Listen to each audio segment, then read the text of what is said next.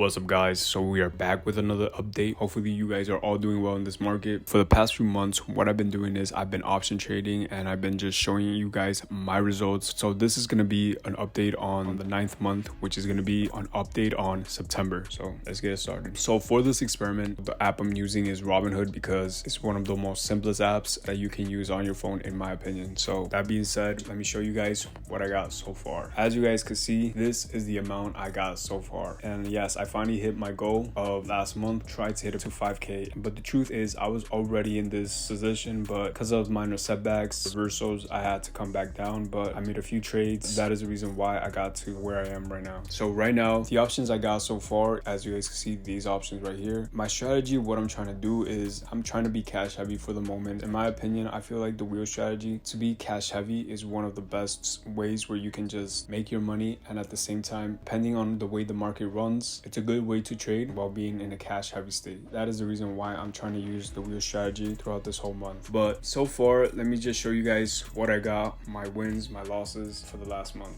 As you guys can see, we have been a positive of $495. Yes, and this is everything in this portfolio. This is option trading, even swing trading, and this is for the wheel strategy also. As you guys can see, for the last month, I'm up 7%. Not bad in my opinion. I know it's not a lot, but mind you, I started this portfolio around 2.5K. In my opinion, that's not really that bad. There's a lot of minor setbacks and everything else, but so far so good. Right now, the market, everything is going to all-time highs, especially in tech. A lot of these big companies are just pushing. Because of that, that is the reason why I'm just trying to trade throughout these scenarios. For now, the two biggest swing trades I got right now is Grab and SoFi. SoFi, we hit all-time highs of $30. This is what made us push to all-time highs. But right now, reversals are hitting from all-time highs. So I got out around 30 and I came back in around 27. But now I'm taking the losses at 25. We could see a great reversal in the next few months, but in my opinion, I feel like there's still a little bit more to go till then. I started liquidating once I hit 100%, and right now what I'm gonna do is just try to see if I can get back in at all-time lows throughout these pullbacks, because I feel like SoFi still has a long way to go. In my opinion, the company's still running good, numbers are still running good, there's still a lot of growth for SoFi, and I'm still here for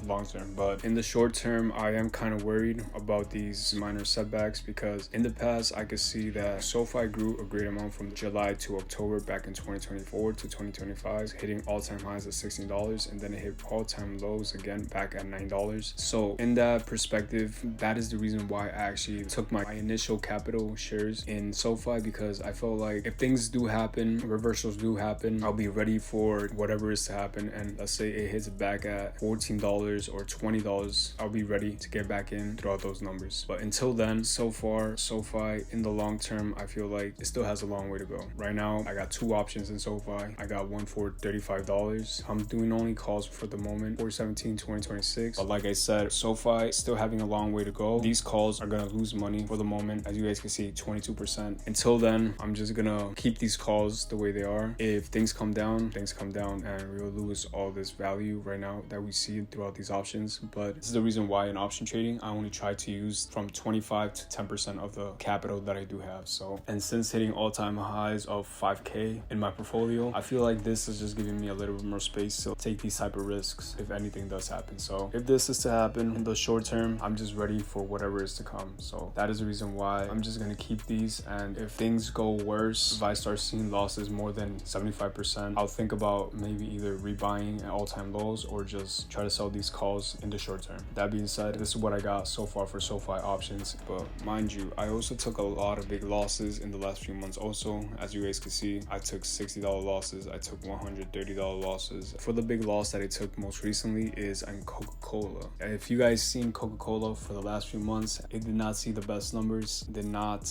do what I expected. But as you guys know, in the long term, Coca-Cola is just most likely to win. But in this scenario, in the short term, as you guys can see, my calls were for 2/20/2026. In the beginning, I had to take $60 loss because I had to roll over the contract, because the way that Coca-Cola was moving, it was just moving way too much, and I was just losing so much money in just a short term. And because of that rollover, I took a $60 loss, and I took a $120 loss because of that option contract that I lost. And in total, it took a good amount out of my profits. But in the short term, these things are just bound to happen. Reversals are bound to happen. Even in big blue chip companies, things like this are happening. And for my other bigger loss would be a $50 loss, because I had to sell Grab at $5.50. And in my opinion, I felt like Grab still had a long way to go. Because of that, I had to roll over the contract around where it hit $5.5. And because of that rollover, I took a $50 loss. But like I said, overall in the short term, scenarios like this just happen. And for a $50 loss, but for the potential that Grab has, I just didn't want to risk it in the short term. And the other loss I took was Lucid, because I tried to swing trade Lucid, but I panic sold and I took a $38 loss with 5 cents. And overall, these are just the losses I took. Not everything is good, but there's days that you just have to take losses. And in my opinion, these were the days that I had to make a decision, and it was either take more losses or just do what I had to do.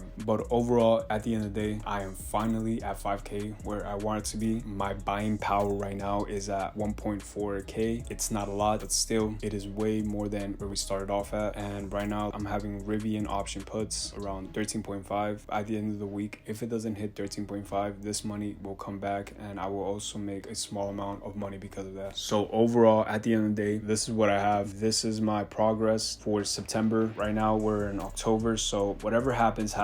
I'm gonna see where I can get in, and wherever I see opportunity, I will just get in where I have to. And overall, in the long term, now that I hit 5K, the next goal in this portfolio will be to hit 5.5K by the end of the month, or even 6K. So if you guys want to see that, remember, stay tuned for that. Remember to subscribe so you guys could just see where this portfolio is going, so you guys can see how good or bad I am throughout this, because at the end of the day, I could lose it all. The probabilities of that happening is high. That is also something to watch. You guys want to see something like that. And if you guys enjoyed these type of videos, remember, hit that like for the algorithm. Remember, take care, be safe, and we out.